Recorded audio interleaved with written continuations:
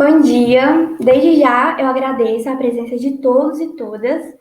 O evento teve como principal motivação a inauguração da parceria entre a Advocata e o Projeto Vínculo. Meu nome é Lorena, eu sou assessora de Parcerias e Inovação na presidência institucional da Advocata. Bom, a Advocata ela é uma empresa júnior de direito da Universidade de Brasília, fundada em 2015. Ela é composta inteiramente por estudantes da graduação que prestam serviços a clientes. Então, o principal objetivo da Advocata é poder trazer a vivência e a experiência empresarial e a prática do direito para a realidade dos estudantes. Atualmente, nós contamos com um pouco mais de 40 membros na equipe e também temos o auxílio de professores conselheiros. Entre eles, a convidada de hoje é a professora Ana Frazão. Bom, a parceria com o Vínculo teve como principal objetivo reforçar os laços com os estudantes e com as iniciativas da faculdade. A parceria ela foi firmada e para inaugurá-la a gente preparou em conjunto esse evento, Advocata e Vínculo, trazendo assuntos relevantes para os estudantes e para sua trajetória ao longo da vida acadêmica. Esse evento vai ocorrer hoje e no dia 21, serão 2 dias com convidados. E agora, passando a palavra para o meu colega Abraão, representando o Vínculo, ele vai apresentar um pouquinho o projeto e logo em seguida teremos a professora Ana Frazão. Muito obrigada. Bom dia a todos, é uma honra estar fazendo parte dessa parceria entre o Vínculo e a Advocata. O projeto Vínculo, ele nasce como um projeto de extensão por parte dos estudantes de Direito da Universidade de Brasília, que foca no diálogo entre o mercado e os estudantes da área jurídica. Nós temos uma missão entre aproximar os estudantes e o mercado, gerando novos talentos e auxiliando na formação da carreira jurídica. Hoje, para celebrar essa nossa parceria, a gente conta com a grande professora Ana Frazão. Antes de passar a palavra a ela, eu queria apenas explicar como será a nossa dinâmica hoje. No primeiro bloco,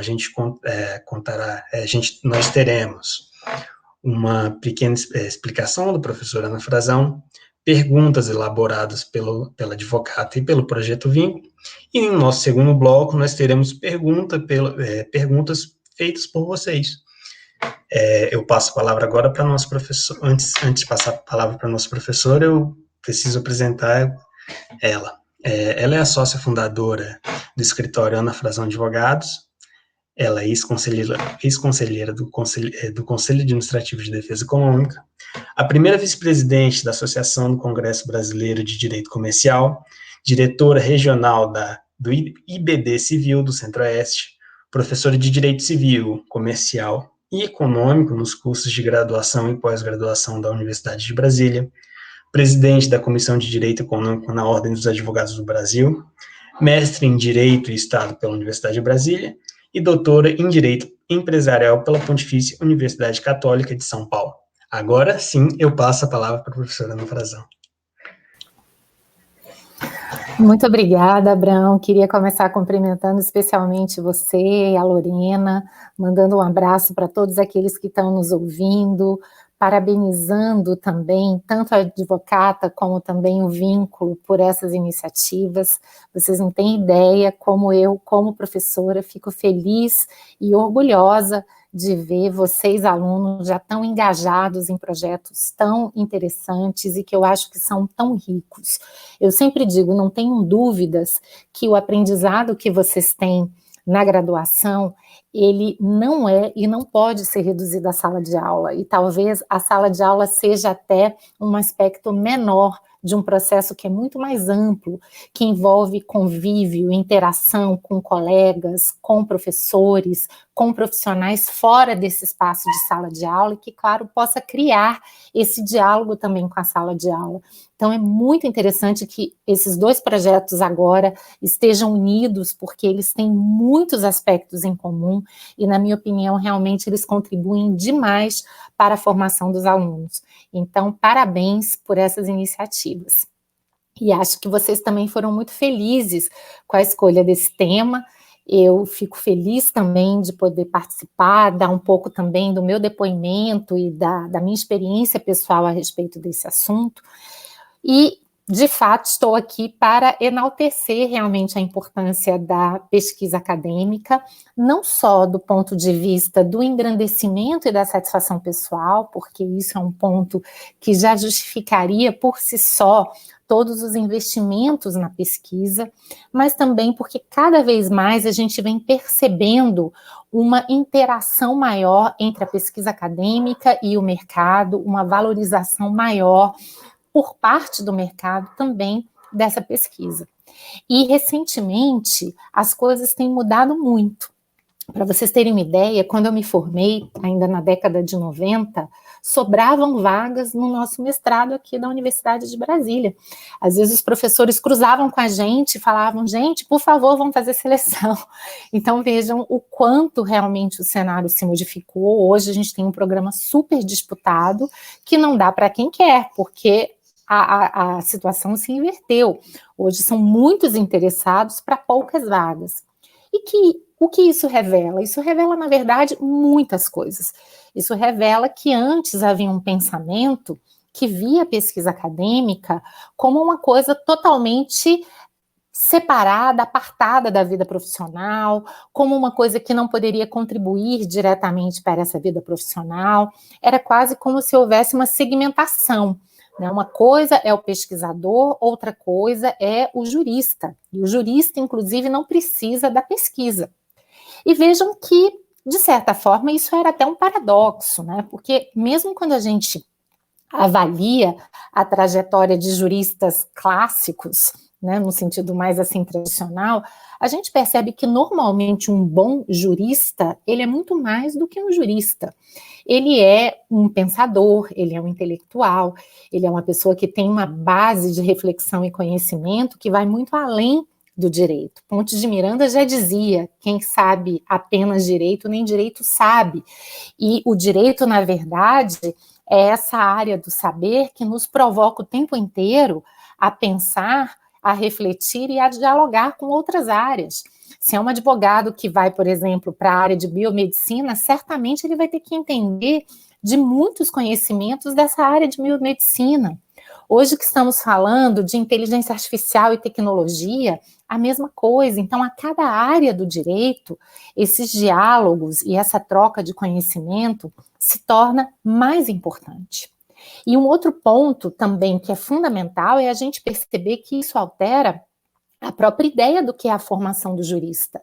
Essa ideia bacharelesca de que um jurista é aquela pessoa que é formada a partir de um curso que vai lhe proporcionar transmissão de conhecimentos, se ela já não funcionava com as gerações anteriores, hoje ela funciona muito menos, porque a gente percebe que os conteúdos mudam e mudam muito rapidamente. Então, quando o aluno se forma, muitas daquelas disciplinas que ele viu no começo do curso já estão totalmente desatualizadas. Então, mais importante, ou tão importante quanto saber conteúdos, é também desenvolver habilidades, é saber lidar com o novo. Então, isso muda até a própria ideia do que é um curso de graduação, como a gente vai ter que equilibrar ensino, pesquisa e extensão, porque, ao fim e ao cabo, o que a gente quer é preparar os nossos alunos para que eles possam, na prática, ser bons juristas. E vejam, só para a gente concluir essa parte inicial, hoje a geração de vocês vive um problema que é o oposto do problema da minha geração. Eu fiz o meu curso de Direito sem internet, gente. Então, vejam, era um parâmetro totalmente diferente. Era um momento em que as dificuldades de acesso ao conhecimento eram tantas que havia até a valorização de alguns profissionais, como, por exemplo, aquele, fulaninho sabe o código decorado. E vejam que num contexto em que a gente não tem um celular e que pode acessar facilmente a lei, aquilo podia ter um valor naquela época. Mas hoje, o conhecimento ele está acessível de uma maneira muito fácil para todos nós. Hoje, na verdade, o nosso problema é o oposto, é lidar com o excesso de informação, é saber priorizar, e mais do que isso, é saber ir além dessa informação superficial e construir conhecimento a partir dela. É poder agregar um elemento de criatividade, de olhar além, de ver aquilo que provavelmente as outras pessoas não estejam vendo. E a pesquisa, sem dúvida nenhuma, ela é um recurso fundamental para estimular esse tipo de percepção. Pesquisar é, antes de tudo, uma forma de se inserir no mundo, é saber identificar e entender os problemas da nossa época, e dentre aqueles problemas, selecionar um que vai ser objeto da nossa atenção. Então, até a decisão pela pesquisa já revela uma forma de engajamento no mundo muito especial e muito diferente. E claro que se estamos falando de áreas como o direito ou áreas como as ciências sociais aplicadas, fazer uma pesquisa é também uma forma de tentar delimitar perguntas, quem sabe mapear respostas, que vão, direta ou indiretamente, poder contribuir também para a nossa vida. Então vejam que todas essas modificações que se acentuaram muito nos últimos anos, eu diria que especialmente nas últimas décadas, elas mudaram totalmente a nossa ideia do que é um curso de direito, do que é uma boa formação em direito e do que é mesmo um bom profissional em direito. E eu acho que tudo isso modifica consideravelmente a importância da pesquisa, só enaltece a relevância desse tipo de iniciativa. Então, com isso, eu já concluo aqui essa pequena exposição inicial, porque gostaria muito também de ouvi-los e de podermos conversar a respeito de outros aspectos que vocês considerem relevantes.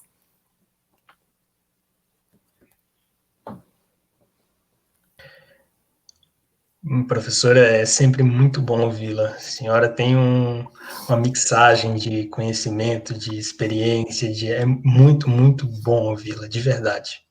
Eu vou fazer algumas perguntas que a gente elaborou aqui.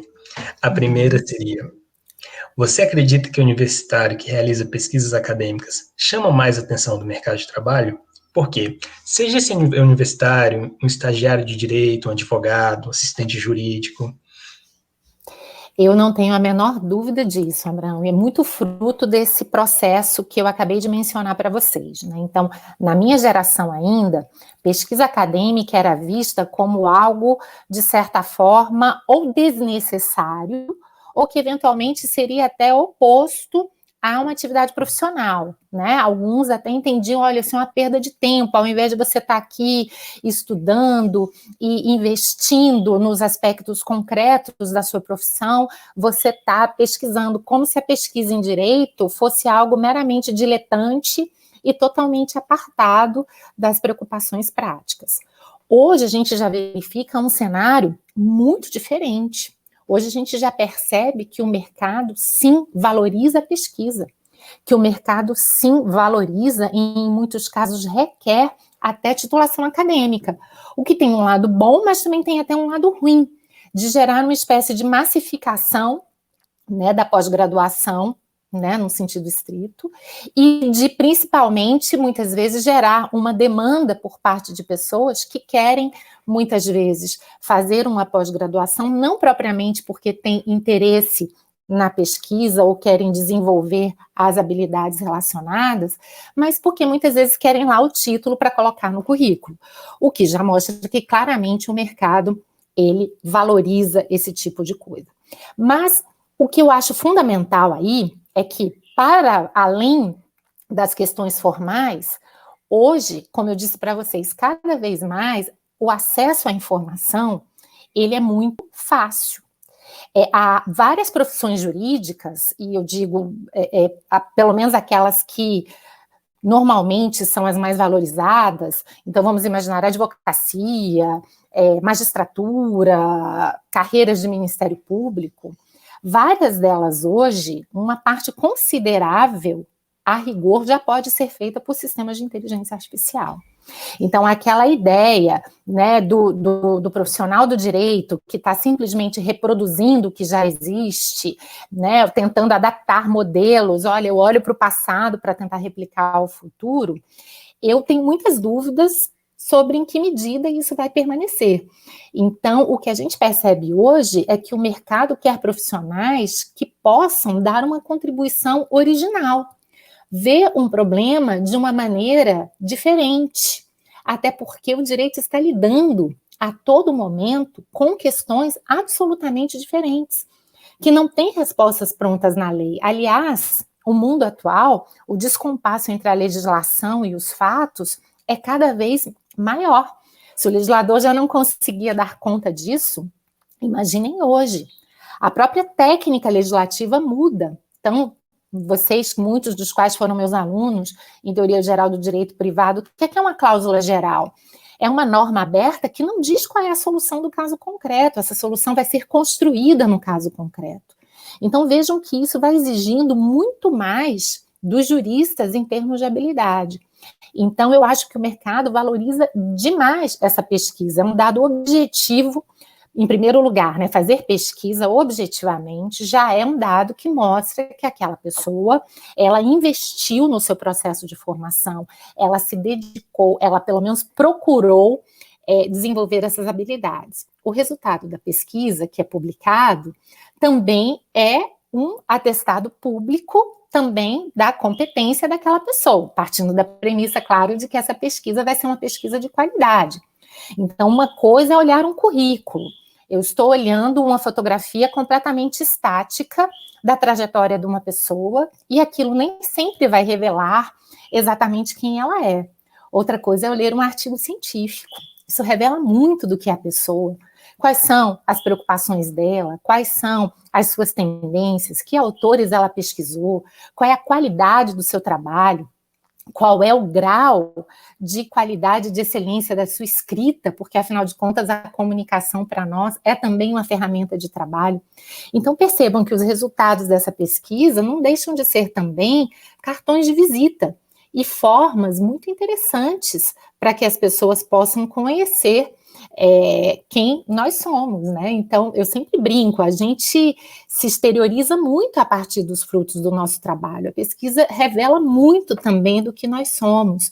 Então, são pontos extremamente importantes e eu vejo cada vez mais esse tipo de valorização.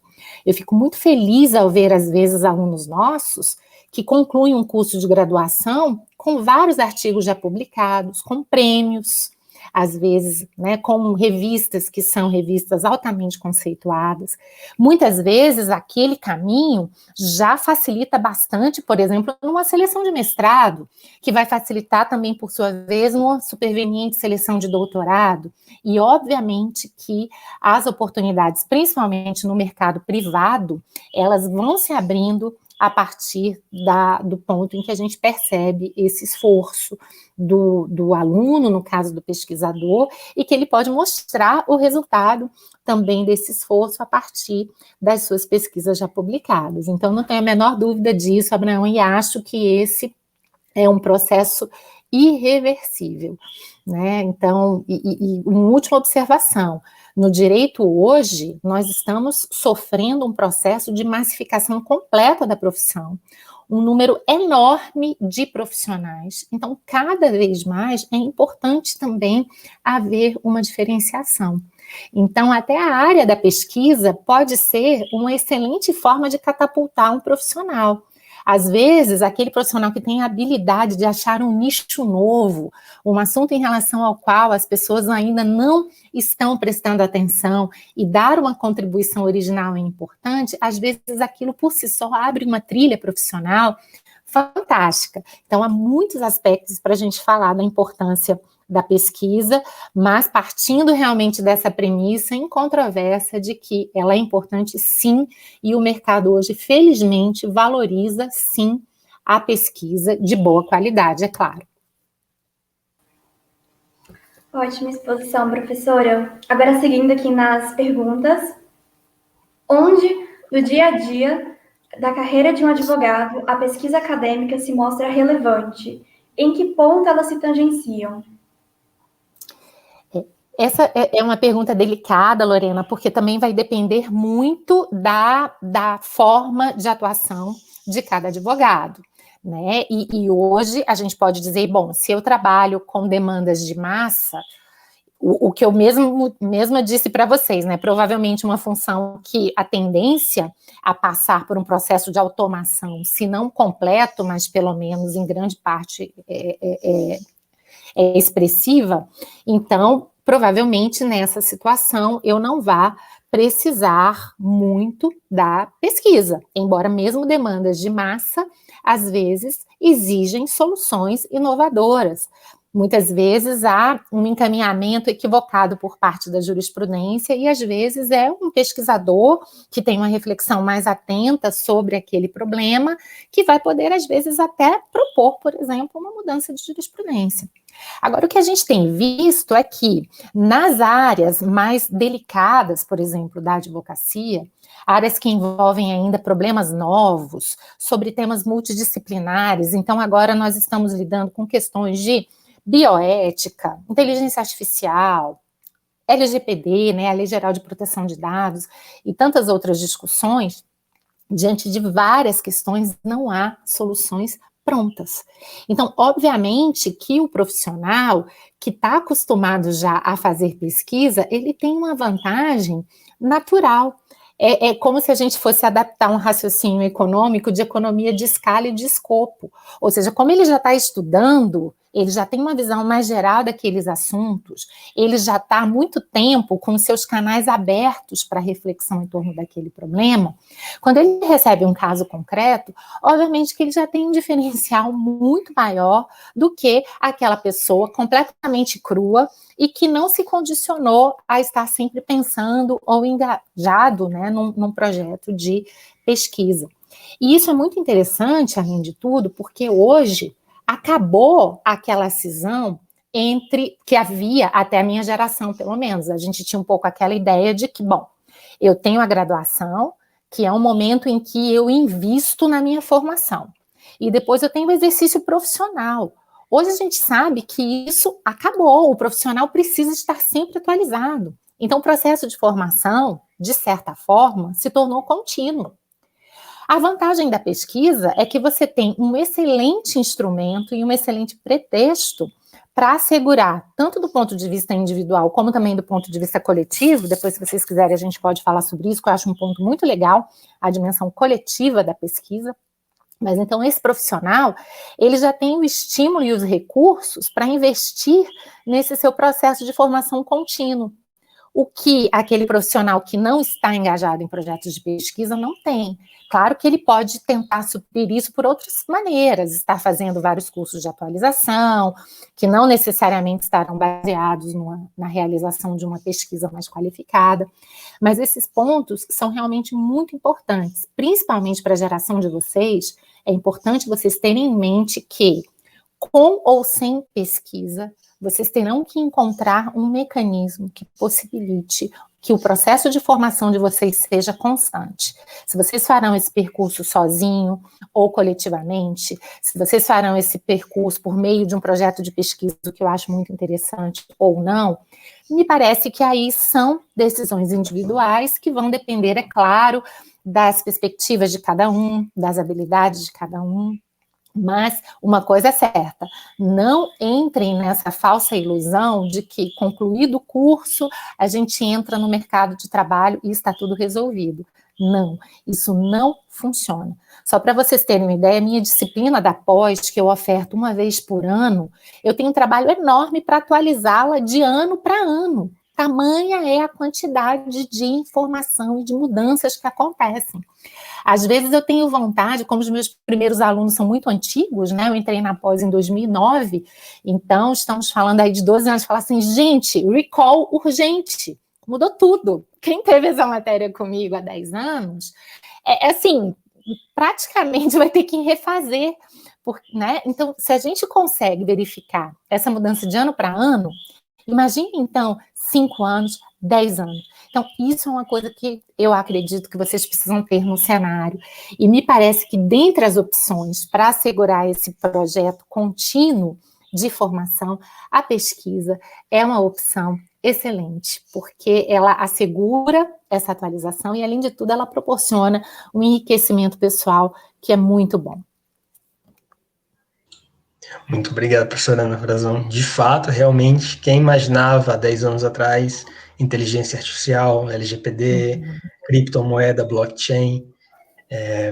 Passando para a próxima pergunta, além de ser mais bem visto no mercado de trabalho, há outros pontos positivos em começar a fazer parte de pesquisas acadêmicas?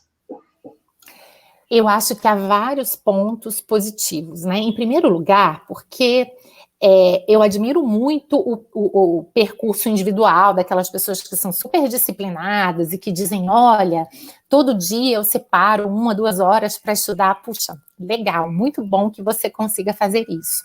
Mas nem todos nós somos assim. Então, se engajar num projeto de pesquisa é se engajar também em prazos, em compromissos, o que muitas vezes, considerando que a nossa vida é um pouco confusa, nos ajuda também. Eu sempre brinco, né, até pela experiência que eu tenho de orientação, que dificilmente, a minha experiência é um percentual muito pequeno de alunos que funcionam bem e dão os 100% se o orientador não cobrar, o que também não quer dizer que o orientador vai ser aquele feitor, né? Mas é importante você ter um pouquinho de pressão, esse incentivo, dizer, olha, vamos ter um prazo, se você vai fazer a pesquisa, o projeto tem que estar pronto até tal, depois a gente vai qualificar. Então, esses procedimentos e essa organização é muito importante e funciona com a maior parte das pessoas, que se ficarem, né, a gente tem um problema muito grande às vezes em lidar com excesso de liberdade, então você se engajar num projeto mais estruturado, ele tem algumas facilidades. E um outro ponto que eu acho fundamental é que a pesquisa tem uma dimensão coletiva que ela é muito importante, seja uma pesquisa de mestrado ou doutorado, em que aquele aluno vai ter contato com os colegas dele, vai ter um contato com o orientador, seja num grupo de pesquisa, seja nas diversas maneiras pelas quais essa pesquisa pode acontecer.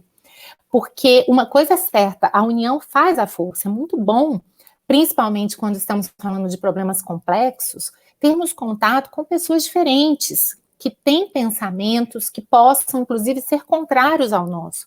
A gente aprende muito com a divergência. Então, essa dimensão coletiva da pesquisa, eu acho realmente sensacional. Né? Eu, como orientadora, além de tudo, tenho o prazer de, em muitos casos, e na maioria deles, ter a experiência de transformar relações que começam, digamos assim, acadêmicas e profissionais e se tornam grandes relações de afeto, porque é a experiência do professor, né? Ou seja, esse espaço de sala de aula, de troca, de pesquisa, é um espaço também de troca, não apenas científica, acadêmica, ou de questões relacionadas à profissão, mas também de afetos, de sentimentos, de experiências. Então, a gente forma grandes amizades na nossa pesquisa. E vejam, as afinidades já existem, aquelas pessoas já estão unidas por uma série de propósitos em comum. Então, eu acho que isso tudo dá um suporte muito grande do ponto de vista afetivo, do ponto de vista de um espaço de debate, um espaço de crítica. Então, eu acho que esse também é um ponto fundamental da pesquisa. E é só vocês compararem. Veja uma coisa muito interessante, eu sempre presto muita atenção quando eu recebo uma dissertação de mestrado, uma dissertação de doutorado, dá uma olhada nos agradecimentos, né? Porque é claro que normalmente são percursos difíceis, às vezes as pessoas sofrem um bocado, mas normalmente são momentos em que há o reforço de muitos laços afetivos, tanto da família, daqueles amigos que vão dar um apoio para a pessoa, às vezes em pesquisas muito intensas, que vão exigir muito daquela pessoa, mas também de colegas, de professores, e quando chega ao fim, normalmente esse resultado é positivo, há um sentimento assim de muita gratidão, a gente vê os alunos não querem ir embora, posso fazer um segundo doutorado ou um pós-doutorado, porque então isso mostra que realmente, né, pesquisar é bom por si mesmo e certamente também por toda a bagagem que isso traz e nos torna, eu acho, melhores como profissionais e melhores como seres humanos, né? E esse também é um ponto importante.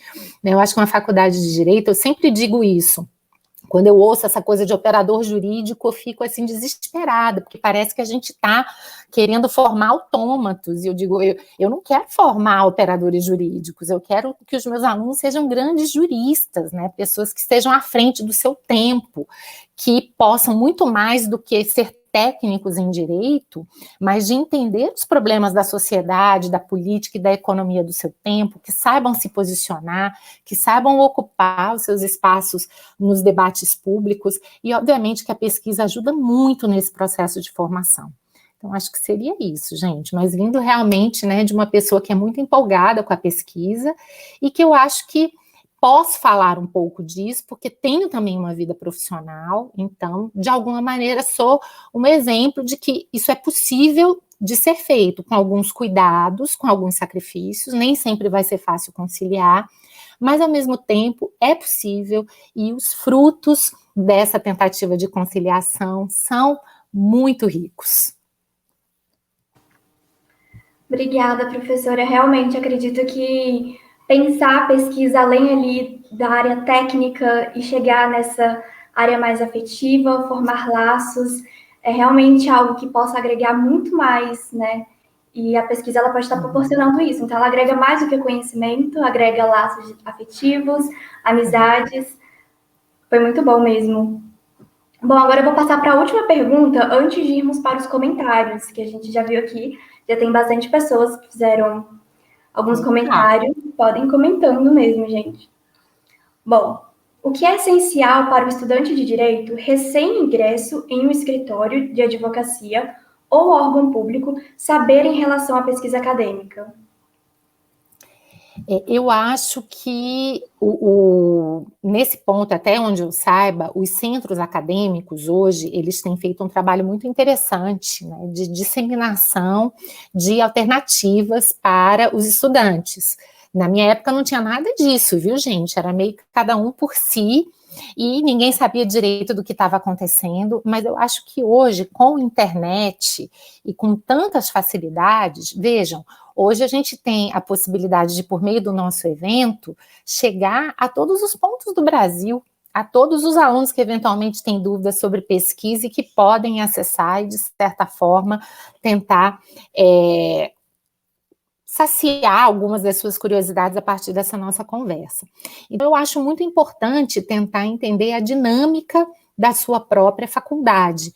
Muitas vezes o aluno não tem noção de quais são todas as alternativas, e eu entendo que, às vezes, esse percurso, para o aluno, é muito difícil mesmo.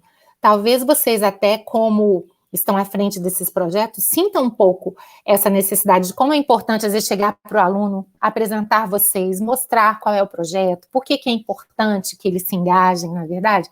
Algo semelhante também deve ser feito com os projetos de pesquisa. E outra, hoje, eu acho que a pandemia acabou tendo, né, um pequeno lado bom, se é que a gente pode falar disso, considerando a tragédia que estamos vivendo, mas ela mostrou que uma série de coisas que a gente achava que não poderiam, deveriam ser feitas pelo meio virtual, hoje podem. Então, para vocês terem uma ideia, o GCEM, que é o meu grupo de pesquisa, eu sempre tive muita demanda de alunos de fora. Agora mesmo a gente lançou um edital, porque como a gente vai manter o grupo online, pelo menos na sua maioria, a gente vai ter condições de receber pessoas do Brasil inteiro, até pessoas que estão no exterior, mas que eventualmente têm vontade. E eu vejo que hoje há grupos de pesquisa e iniciativas interessantíssimas em faculdades do Brasil inteiro que também admitem. Então, é bom saber as opções da sua faculdade, mas também é bom saber que, além da sua faculdade, existem várias outras opções. E vocês que já são treinados, né, alguns momentozinhos ali no Google, né, que ajudem. Olha, é um professor interessante, hoje tem vários professores que têm perfis em redes sociais, então é um assunto que vocês gostam, não é difícil. A maior parte dos professores, inclusive, é muito disponível, tende a ficar satisfeito quando um aluno procura, querendo informação. Então, é também importante, eu acho, ter um pouquinho de ousadia, né? Então, olha, adorei aquele professor da USP, não conheço, não sei quem é, mas vou mandar um e-mail, na pior das hipóteses ele não vai responder, mas já que ele responde, né? E vai que a partir dali surge uma oportunidade. Então, eu acho que o mundo está aí para vocês, de certa forma, explorarem. As possibilidades realmente são muito grandes. Se o aluno puder ter essa assistência de um centro acadêmico ou de projetos importantes como vocês, para assim que ele tiver que tomar essas decisões, ele tiver mais fácil, né, o acesso, olha, quais são as minhas opções aqui, quais são os grupos que eu tenho na minha faculdade, quais são os professores, qual é a temática, tem algum aluno de um grupo desse que possa me esclarecer minimamente sobre isso? Então, eu acho que ajuda muito, mas eu sugiro muito que vocês corram atrás, porque hoje a quantidade de informação é enorme e às vezes dá certo. Eu tenho aprendido muito na vida, assim, a ser um pouco ousada, né? Às vezes dá certo. Então eu tenho um podcast, eu sou super fã do Martin Wolf, que é o editor-chefe do Financial Times, e eu falei, gente, eu vou mandar um convite para ele não vai aceitar, porque ele deve receber milhares de convites, então ele vai receber um convite de uma professora anônima do Brasil, que nunca ouviu falar. Como é que vai ser isso? Eu mandei esse e-mail para ele, 5 minutos depois, ele me respondeu aceitando. Então, vejam, assim como eu também já mandei vários e-mails que não tive resposta, mas, enfim, vale a pena a gente correr atrás, vale a pena a gente também ser um pouco ousado, e eu acho que a pesquisa requer da gente um pouco de ousadia, e esse ponto é interessante para vocês terem no radar. Professor, super interessante mesmo. Ousadia, de fato, é importante, abre várias portas que você não estava esperando. O não você já tem, né? Vamos atrás não, é exatamente isso. Né? O não a gente já tem. Então, o que custa tentar? Vai que dá certo, e às vezes dá. Né? E às vezes dá. Às vezes uma oportunidade profissional, oportunidade acadêmica, uma oportunidade até apenas de trocar um bate-papo com uma pessoa que você admira. É muito bacana. Exatamente. Agora, professor, eu vou abrir o nosso segundo bloco para algumas perguntas que surgiram aqui no YouTube. A primeira pergunta que eu vi aqui é da Laís Borges. Ela pergunta, professora, quais os primeiros passos que a senhora considera importantes para iniciar a pesquisa acadêmica? Bom, eu acho que um primeiro passo, e que é fundamental, e que me parece que no curso vocês já começam a ter algumas possibilidades, até em sala de aula, mas se elas não forem suficientes hoje, há inúmeras possibilidades de se tentar fazer isso por meio de bibliografia complementar, seguindo alguns professores, né? Por exemplo, a nossa Débora Diniz, que tem tantos vídeos explicando. Então, acho que o primeiro passo é realmente entender um pouco o que é a pesquisa e o que é a pesquisa em direito. Né, já que a gente vai se aventurar numa nova tarefa, e para alguns alunos isso pode ser difícil, né, porque vejam, vocês são acostumados no segundo grau, no ensino médio ainda, a ter uma visão muito passiva desse processo educacional, né, vocês estão lá recebendo conteúdo, mas dificilmente tem aquele protagonismo que já passa a ser exigido na pesquisa. E, em segundo lugar, tentar ver as suas afinidades, identificar com matérias, com professores e, se possível, se engajar em um grupo de pesquisa. Eu acho que o grupo de pesquisa, como eu disse, ele ajuda a que esse processo seja passo a passo. E o ideal é sempre começar com um passinho menor. Hoje vocês têm inúmeras possibilidades, tem os PROICs, tem vários outros projetos de pesquisa dos nossos professores. Então, começa com um projeto desse, depois a coisa vai ganhando corpo. Quando você chega no final do curso para fazer um TCC, você já está muito mais seguro, porque, obviamente, né, você já teve aquele passo a passo da pesquisa, mas eu acho que realmente um grupo de pesquisa pode ser um ponto fundamental, especialmente para o aluno ainda muito novinho, ainda muito em dúvida. E, gente, se tiver na dúvida, entra em vários grupos. Qual é o problema? Né? Frequenta um pouquinho, olha, esse aqui eu estou gostando, esse aqui mais ou menos. Às vezes, para a gente se encontrar, a gente precisa também se permitir fazer alguns testes, né? E essa é a vantagem de vocês. Vocês são jovens, vocês estão exatamente nessa fase de poderem fazer esses testes, então não se furtem a essas oportunidades. Não necessariamente vai dar certo, é aquela história do e-mail, né? Às vezes o aluno cria uma expectativa, vai para um determinado grupo, não era exatamente aquilo que ele queria. Então, vamos pensar em outras oportunidades e outros grupos, mas não desistam tão facilmente, porque hoje nós temos muitas opções. pelo que eu conheço, na nossa faculdade mesmo, a gente tem muitos grupos com diferentes perfis, com diferentes matérias. É difícil realmente o aluno não conseguir se encaixar ali. E como eu disse, se ele não se encaixou especificamente ali, em princípio, né, qual é o limite? Né? Não é só a nossa faculdade, tem vários grupos em outras faculdades boas, aqui mesmo do DF, inclusive com alguns professores nossos que, eventualmente, são professores de 2 instituições ao mesmo tempo, tem grupos de outras faculdades. Então, eu acho que essa procura é interessante. E lembrem também uma coisa, né? A pesquisa, principalmente no começo, ela sempre vai envolver um pouco de sofrimento, né? A angústia de encontrar a pergunta de pesquisa, a pesquisa em si, organizar as ideias, todos esses processos, quando eles começam, eles são sofridos. Tem vários alunos que chegam para mim e falam, professora, me dá umas sugestões de tema. Eu sempre me recuso a fazer isso, porque eu digo, não, o tema quem tem que encontrar é você. A gente vai poder aqui dar algumas discussões gerais, mas faz parte da pesquisa, até porque eu parto da premissa que o tema da pesquisa ele tem que mexer com o nosso coração, não é uma escolha só racional, tem que ser algo que a gente goste, que nos empolgue realmente, porque é algo que, como eu disse, vai ser prazeroso, sim, mas também vai nos consumir, vai nos demandar, vai nos inquietar, vai nos trazer aflições, e claro que se a gente tem um envolvimento emocional com aquilo ali, vai ficar tudo muito mais fácil e mais simples. Mas, gente, tudo na vida é difícil quando a gente começa. É feito também andar de bicicleta, né?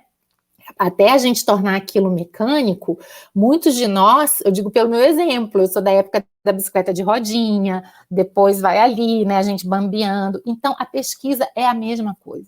Né? Às vezes, até quando me perguntam, já que eu tenho uma coluna semanal, mas como é que você consegue? Eu falo assim, eu comecei. No começo era difícil, no começo era muito difícil, depois ficou só difícil, depois ficou médio, depois que a gente adquire uma certa prática, ficou até prazeroso, né? Então, assim, deixou de ser um ônus e se tornou algo legal. Aí as pessoas falam, mas assim, não é muito oneroso você ter uma coluna semanal? Eu falo, às vezes eu queria ter até uma frequência maior, porque é tanto assunto legal. Depois que a gente está engajado naquilo ali, eu vivo com o meu Evernote, bloquinho de notas, eu tenho pauta para 20 colunas, e às vezes sem saber, meu Deus, eu queria falar disso, mas tem aquilo, e eu queria pesquisar isso, mas tem o outro assunto. Então, às vezes, o difícil é dar o primeiro passo, é a gente superar essas primeiras dificuldades, depois tudo se resolve, gente. Então, tem um pouquinho de persistência, e certamente que vocês vão entender um pouquinho do que eu estou falando aqui.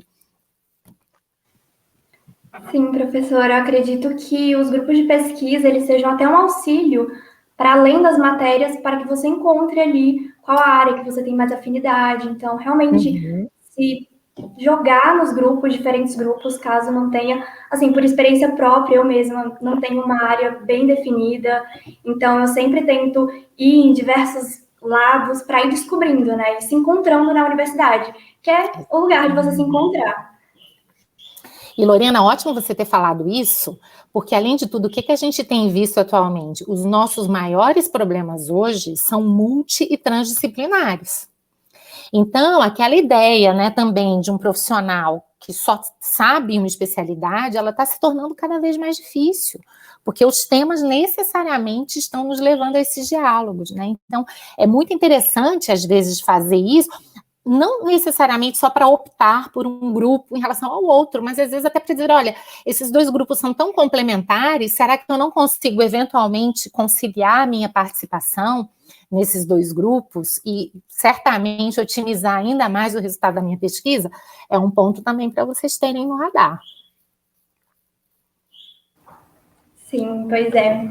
Agora, passando para a próxima pergunta da Camila Cristina. Professora, existe algum momento ideal durante a graduação para começar a fazer pesquisa acadêmica? Camila, o momento ideal é o quanto antes possível. E eu vou te dizer isso, a gente nunca está preparado, né? A gente tende a achar na vida que a gente sempre vai precisar, primeiro eu preciso estudar, primeiro eu preciso, né, tá no tal semestre, e aí a gente vai adiando, e quanto antes, para mim, melhor. É claro que com o devido acompanhamento, com os devidos cuidados. Uma pesquisa que um aluno faz no primeiro semestre, ela é muito diferente de uma pesquisa que esse aluno fará no último semestre. E isso é algo que ele precisa ter em mente e que os professores também costumam ter em mente. Né? Então, eu falo isso muito com os meus alunos, até do grupo de pesquisa, porque eu tenho de doutorandos a graduandos de terceiro, quarto semestre. É claro que as perspectivas, o engajamento de cada um desses alunos vai ser extremamente diferente, mas às vezes eu tenho alunos de graduação que discutem de igual para igual com doutorandos. Então, vejam, dependendo também do engajamento e do esforço do aluno, até a pouca experiência não faz tanta diferença. Em muitos casos, o que vai realmente fazer a diferença é a dedicação. Então, eu acho, Camila, o quanto antes, desde que você encontre uma solução que entenda o seu momento de vida, né? Então, aqui é aquele encaixe entre o pesquisador e o orientador, ou entre o pesquisador e o grupo de pesquisa. É claro que se você, no primeiro e segundo semestre, entra num grupo de pesquisa, e você está diante de um professor que está pautado apenas para os doutorandos, exigindo, às vezes, né, daqueles pesquisadores um grau de reflexão que você não tem nem condições de ter pela sua pouca idade, pela sua pouca vivência, certamente que aquela não vai ser a melhor oportunidade para você. Tanto que há vários professores, inclusive, e é legítimo que o professor o faça, diga, olha, não entre no meu grupo agora, deixe para fazer isso mais no final do curso ou em outro momento, porque esse grupo, pela dinâmica de funcionamento dele, ele vai exigir do aluno um grau maior de conhecimento ou maturidade, ou o que quer que seja. Mas assim como existem essas situações, existem também diversos outros grupos que estarão preparados para receber alunos no início do curso. E saberão também suprir, muitas vezes, algumas dificuldades que decorrem da falta de experiência ou da própria imaturidade mesmo, né, do aluno no curso dessa pesquisa. Mas a minha sugestão para você, Camila, é o quanto antes. Quanto maior a sua experiência, quanto maior o seu engajamento, melhor. Tentem, gente, aproveitar ao máximo esses anos de vocês, porque eles são muito preciosos. Isso serve para pesquisa, isso serve para engajamentos em projetos como Advocata, como Vínculo, isso serve para todo esse momento que é extremamente rico, né? A gente está falando aqui da pesquisa, então eu estou concentrando as minhas reflexões na pesquisa, mas isso serve, na verdade, para todas as outras questões. Esse momento é um tempo que não volta atrás. Eu tinha um pouco da percepção do quanto ele é precioso, mas hoje quando eu olho para trás, eu falo, meu Deus, como eu podia ter feito mais coisas e tudo. Então, estou compartilhando aqui isso com vocês, porque esse costuma ser um pensamento contumaz, né, de todas essas pessoas que depois que deixam o tempo passar. Então, tente, Camila, começar o quanto antes. Professora, como você disse, o importante é começar. O importante é ter o pontapé inicial, que depois vai embora. Agora a próxima pergunta é da Isabela, e eu fico muito feliz de estar com essa pergunta, de falar ela para você, porque eu participei de grupo de arbitragem e eu amava fazer isso, do grande professor Jorge Amauri, professor incrível, que foi professor da Universidade de Brasília, um grande advogado. Agora eu vou ler para você. Professora, você acredita que participar de competições como a de processo, a de arbitragem, também traz impactos positivos?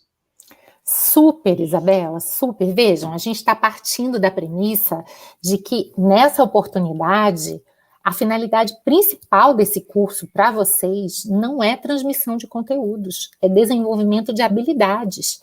Então, participar de competições como essa são oportunidades incríveis. Em primeiro lugar, porque vocês estão tendo contato com profissionais da área que vão poder compartilhar com vocês toda a sua experiência.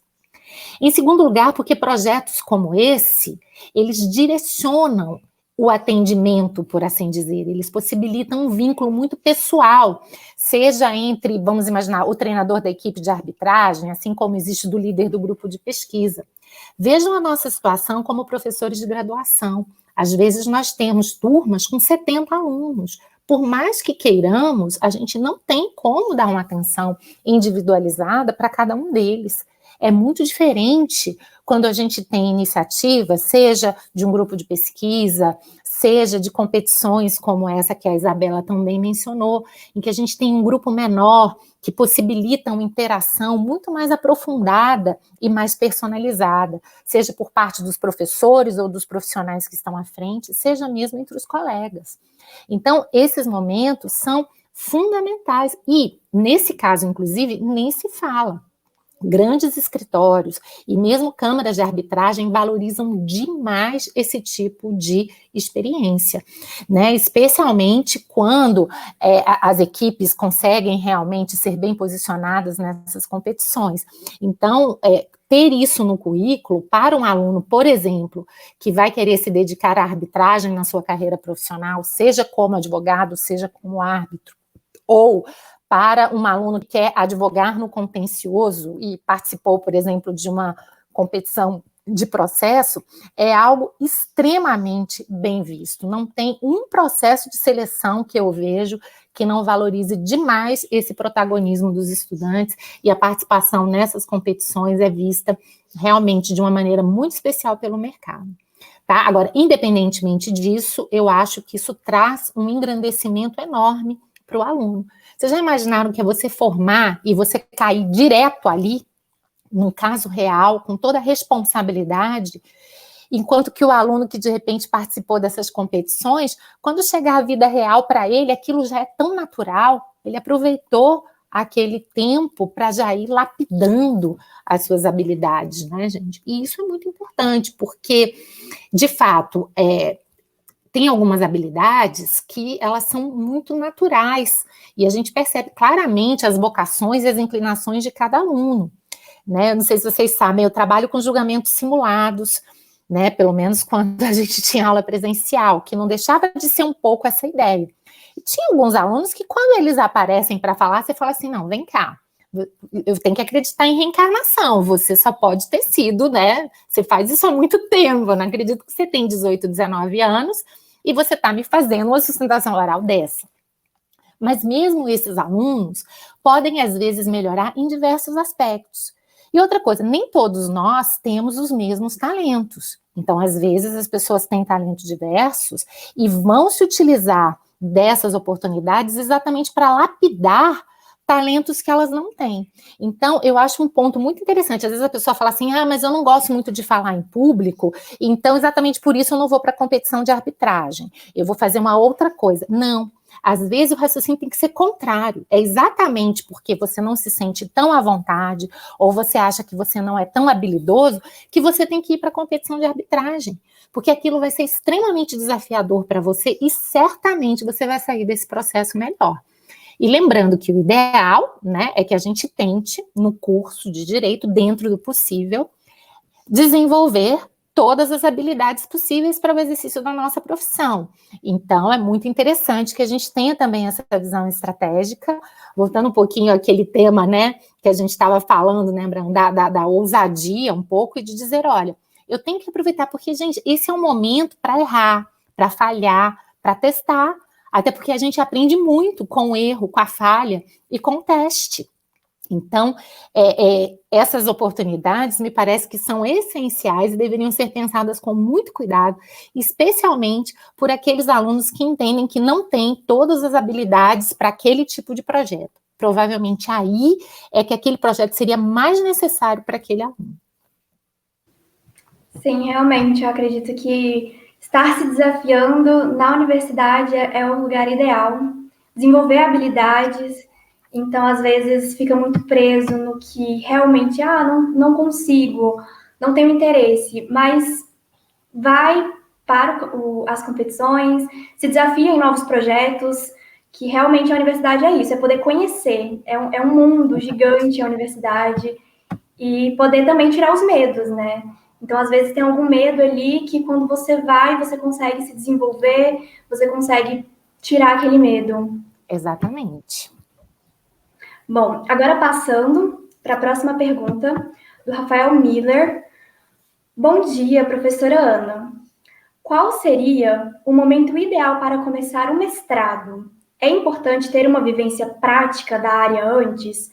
Ou poderia ser um momento logo após a graduação? Essa é uma ótima pergunta do Rafael, e o que a gente tem visto é que isso realmente não tem regra. Eu sou, por exemplo, de uma geração na qual se entendia que o ideal seria a gente esperar um pouquinho, ter um pouquinho mais de maturidade para fazer um mestrado. Hoje, nós temos vários alunos nossos que emendam e não tem problema nenhum. E por quê? Porque muitas vezes aquele aluno que emendou, na verdade, não é propriamente que ele acabou uma graduação e caiu de paraquedas no mestrado. Ele já começou uma trajetória de pesquisa na graduação. Então, ele aproveitou todo aquele período de graduação para desenvolver muitas habilidades como pesquisador. Então, eu tenho alunos orientando os meus que, por exemplo, se formaram com 12 artigos publicados. Então, você vai dizer, bom, um aluno como esse não vai fazer um mestrado diretamente? Veja, ele já teve todo um momento de preparo durante a graduação, fez 1000 projetos de pesquisa, publicou artigos, apresentou, participou de competições, então, de certa forma, ele está pronto. O que eu acho importante é que, quando a gente vai avançar nessas esferas, principalmente para um mestrado e para um doutorado, que a gente tenha, pelo menos, uma noção um pouco mais consolidada sobre o que a gente quer pesquisar. Quais são os temas, realmente, que nos movem, que despertam aquela energia adicional, que mexem mesmo com o nosso coração e com a nossa mente. Porque eu tenho muita pena quando eu vejo um aluno entrando no mestrado ainda um tanto quanto perdido, né? Claro, um pouco perdido, gente, nós seremos sempre, né? Então, não adianta achar que nós vamos encontrar a segurança absoluta. Mas quando eu digo assim, é extremamente perdido, sem saber realmente o que é que ele está fazendo ali, o que é que ele quer, e muitas vezes desperdiçando aquela oportunidade, muitas vezes fazendo um trabalho que não dá prazer para ele, e no fim das contas ele está concluindo para cumprir uma tabela, e no final das contas não perder todo aquele esforço. Essa eu acho uma situação sempre muito ruim. Eu acho, até porque, eu sempre digo para os meus alunos, a pesquisa ela tem que ser prazerosa. Por mais que ela tenha alguns aspectos de dor e de aflição, mas no fim das contas, o saldo líquido tem que ser positivo. Porque nós estamos aqui para ser felizes, a gente também não pode imaginar que a nossa vida profissional e o nosso processo de formação seja sempre um sacrifício horroroso. Ninguém consegue viver assim.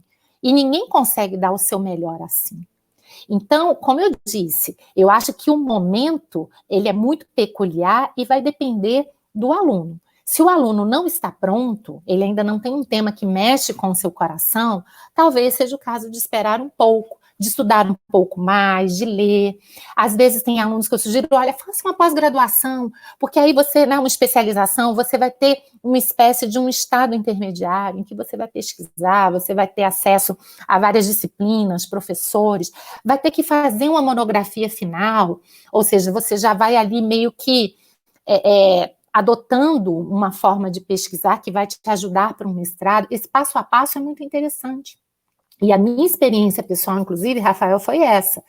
Claro que eu vim de uma tradição em que a gente não tinha tradição de pesquisar, então eu não tive nem mesmo oportunidade, em parte por faltas minhas, em parte por faltas, eu acho que do próprio contexto institucional da época, e eu me sentia realmente despreparada para fazer um mestrado imediatamente. Então eu fiz uma pós-graduação, e para mim foi muito bom, porque foi naquele momento que eu vi as áreas que realmente mexiam com o meu coração, e eu entrei no mestrado muito feliz, era aquilo que eu queria fazer, era aquele o meu momento, até o meu momento de vida, porque às vezes a pessoa escolhe um projeto como esse, mas no momento que ela está casando, tendo filho, então, não que a pessoa não possa fazer isso, mas às vezes é um acúmulo de coisas tão grande que a pessoa fica tensa, ela não consegue se dedicar a nenhuma coisa, nem a outra. No meu caso, por exemplo, eu acho que eu tomei a decisão acertada de não fazer o mestrado diretamente, mas pelo exemplo que eu tenho de vários alunos meus, né,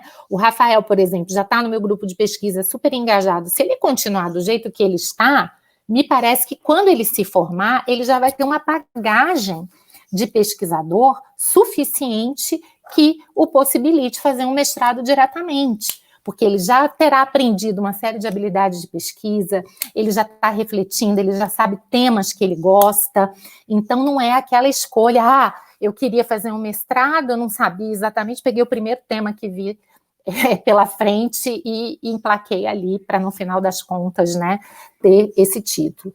Então, repito, o que importa, isso sim, eu acho que é fundamental, é a gente ter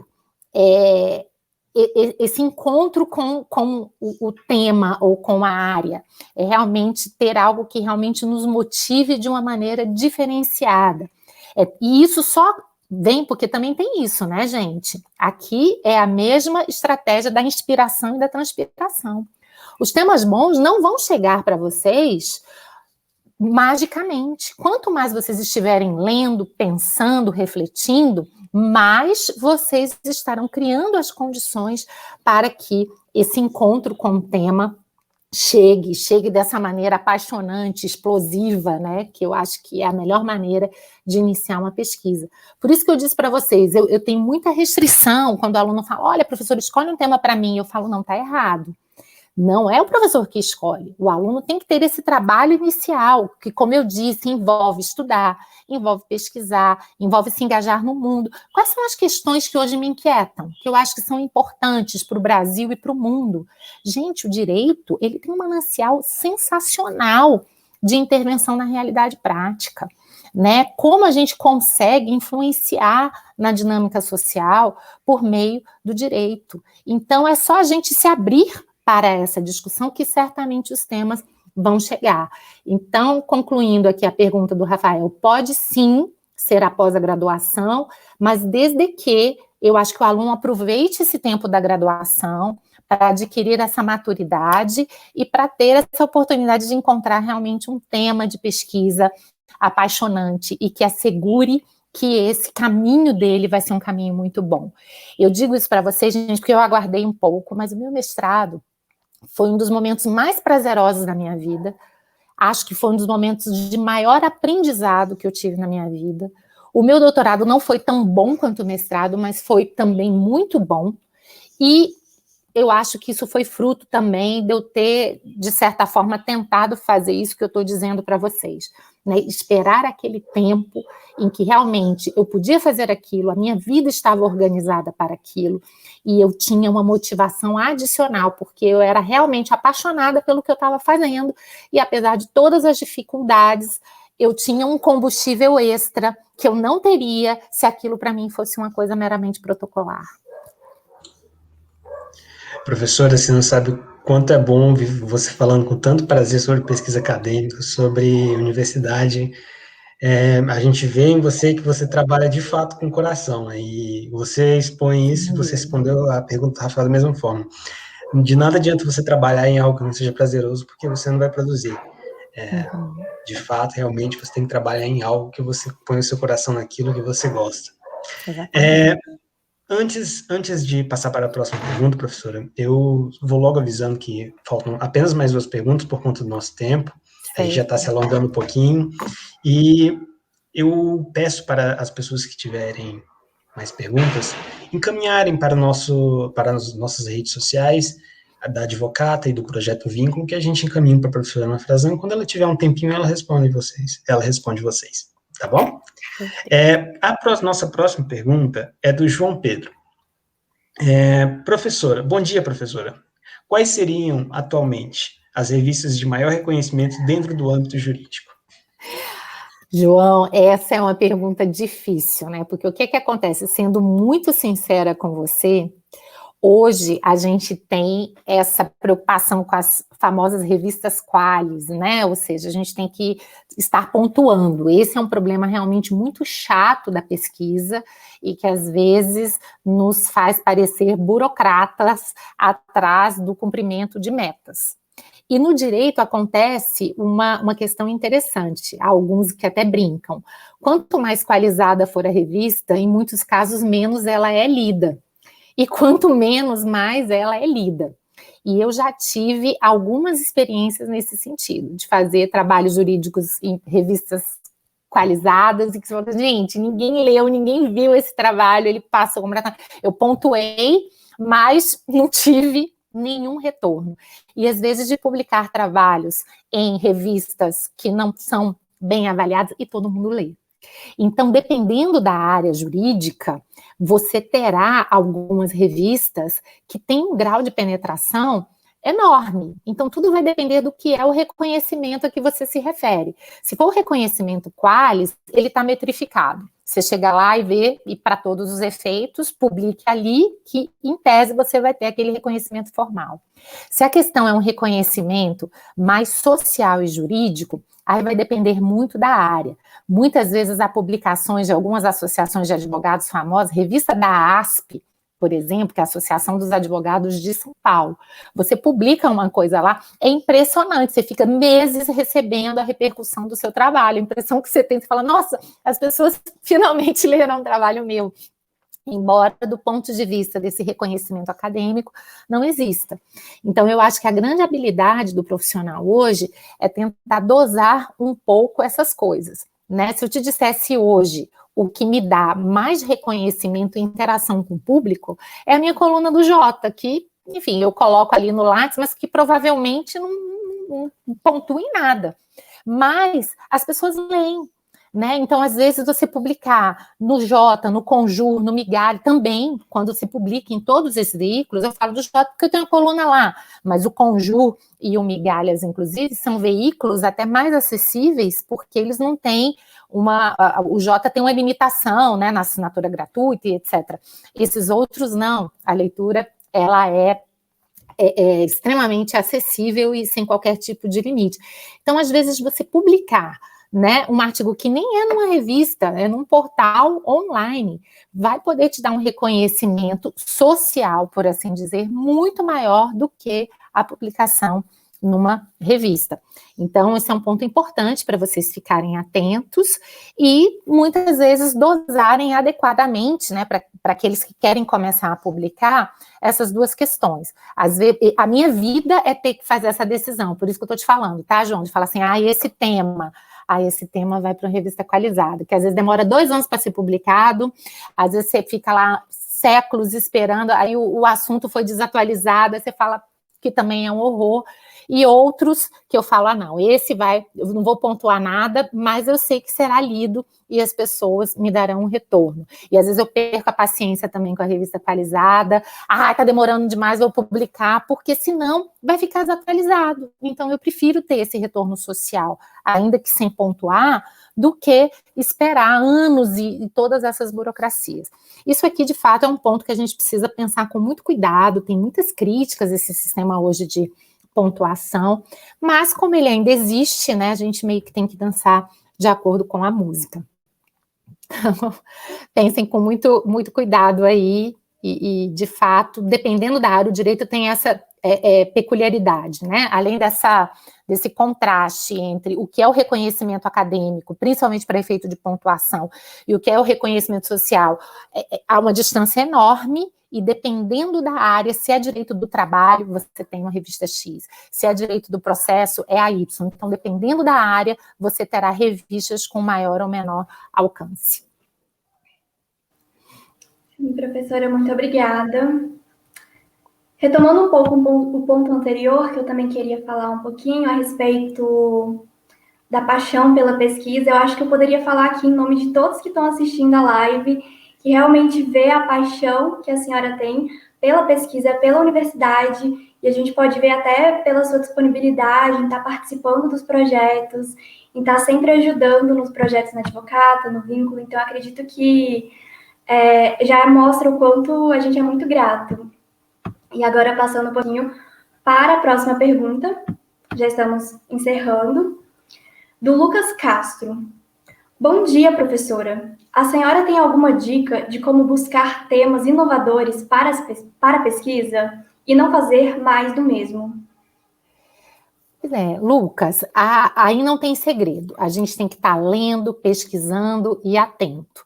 Para facilitar o trabalho, eu sugiro sempre que o aluno identifique alguns professores pelos quais ele tem alguma admiração, uma afinidade intelectual ou diária, e acompanhe o que esses professores estão fazendo, o que hoje é relativamente simples, porque, como eu disse, a maior parte tem rede social, tem alguma coluna informal ou não, tem um grupo.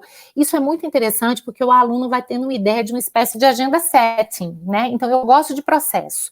O que é que vamos imaginar? Vou selecionar os 5 professores que eu considero mais importantes nessa área. O que eles estão falando, o que eles estão fazendo, já me dá um certo norte. Provavelmente esses professores estão atualizados. Provavelmente eles estão lendo vários outros autores. O que eles falam não deixa também de ser um termômetro.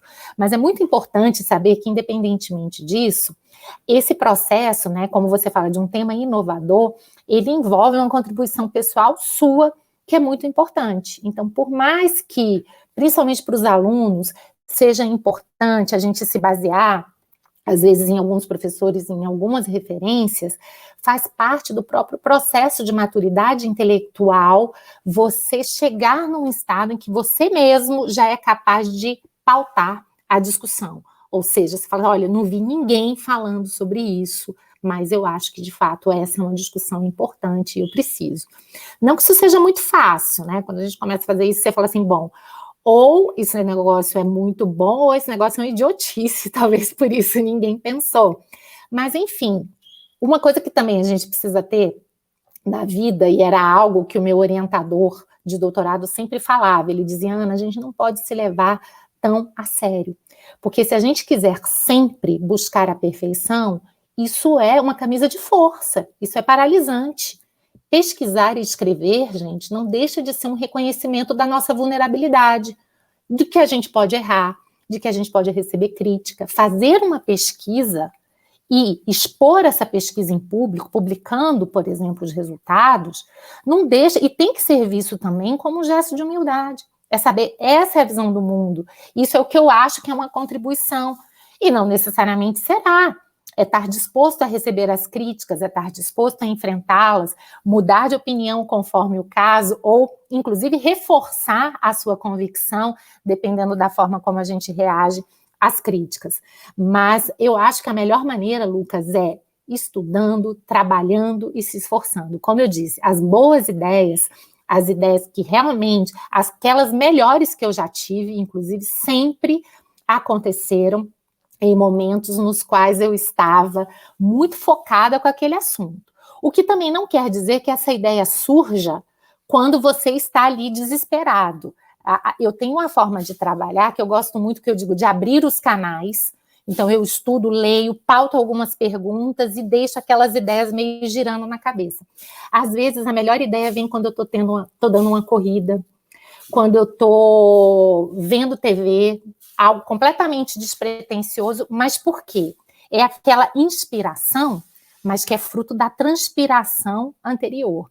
Então, talvez cada qual tenha o seu método de trabalho, né? Eu, por exemplo, gosto muito de anotar as ideias, então eu vou gravando, eu tenho 1000 arquivinhos, às vezes até no celular, tenho ideia legal, eu tento já colocar, registrar, deixo aquilo ali, né, pelo menos deixo os canais abertos, mas é um trabalho realmente de transpiração. Como vocês estão começando, e às vezes nem se sentem tão seguros para fazer isso, eu acho que vale muito a pena acompanhar alguns professores que vocês considerem referências, e ali vocês já vão tendo uma ideia, olha, esses temas aqui estão sendo bem discutidos, então vamos dar uma olhada que pode ser que eu consiga encontrar alguma coisa boa. E pesquisa não deixa de ser isso, né? A rigor, ninguém inova por completo. A gente inova a partir do trabalho de tantos que vieram antes da gente e que apresentaram soluções e ideias, mas quanto mais vocês estudarem e estiverem abertos para essa reflexão, não tenham dúvidas, mas as ideias boas acontecerão. Eu não acredito naquela coisa da pessoa que não estuda, que está alheia ao mundo, aí de repente começa a borbulhar no cérebro com ideias geniais. Não, isso pode até acontecer com alguns gênios, né? Mas eu acho que para os comuns mortais, como somos todos nós, a ideia de que eu acho que as boas ideias surgirão depois de a gente ter um trabalho de reflexão sobre o tema, pelo menos. Professora Ana Frazão, gente. Muito obrigado, de verdade. Eu falo aqui em nome do Projeto Vínculo que tenho uma admiração muito grande por você. A gente, todas as vezes que a gente tem ideia de evento, que a gente pensa em alguma coisa, o primeiro nome que aparece é Ana Frazão. Não tem como fugir disso, porque a senhora tem uma apresentação incrível, a senhora fala bem, a senhora é incrível. Eu aproveito aqui também para pedir para quem está assistindo a gente seguir o nosso projeto no Instagram, @projeto.vínculo, e eu queria anunciar aqui para vocês também, em primeira mão, que em breve nós iremos abrir o nosso processo seletivo para os novos membros. Não é exclusivamente para alunos da UNB, mas IDP, CEUB, todos que tiverem interesse em participar desse projeto. Eu passo agora a palavra para a minha querida amiga Lorena. Muito obrigada, professor. Em nome da Advocata, eu queria agradecer aqui por ter aceitado o convite. Eu tenho certeza que vai agregar muito conhecimento esse evento de hoje. Foi muito rico, cheio de dicas na vida acadêmica dos estudantes. E eu queria deixar aqui também o convite para quem estiver assistindo, seguir as nossas redes sociais, @advocata e o @voadvocata. A gente está sempre postando muito também a respeito dos temas comentados aqui. E é isso, eu queria agradecer a presença de todos, a participação de todos, as perguntas que foram feitas, e que não esqueçam que vamos ter aí, no próximo dia 21, o segundo dia do evento, e esperamos a presença de todos igualmente. Muito obrigada. Obrigada, gente. Foi um prazer enorme estar com vocês, viu? A gente falou muito da pesquisa, mas como professora, para mim, a parte mais gostosa da minha vida profissional é poder conviver com vocês, é conviver com os alunos. Eu acho que essa troca é fantástica. Não tenho dúvidas de que muito da minha felicidade vem dessa oportunidade que eu tenho com vocês na universidade. Então, prazer estar aqui. Muito obrigada. Muito obrigado, professora. Tchau, tchau. Abraços. Tchau, tchau. Se cuidem.